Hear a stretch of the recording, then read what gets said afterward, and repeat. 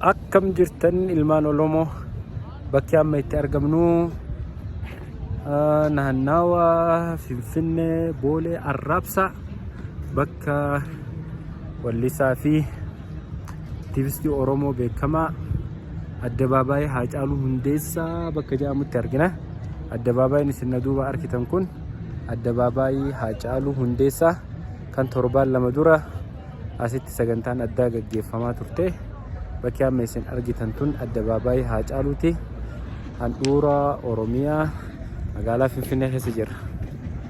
Haacaaluu Hundeessaa ganda Haacaaluuti.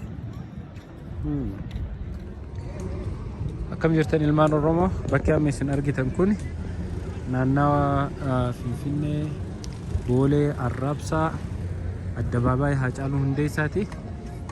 Bakki kun hundi as duubaan gaarri isin mul'atu kun gaara naannoo Oromiyaati.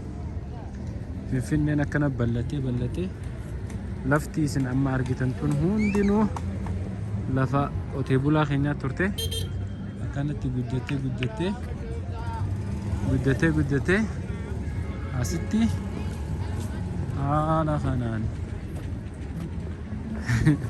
haala kanaan qotee bulaa keenya buqqaasanii fooqii irra ijaaran. Qotee bulaa keenya buqqaasanii fooqii irra ijaaran. Addabaabaayii Haacaaluu Hundeessaa. Awoo eessa baadiyyaa na fidde.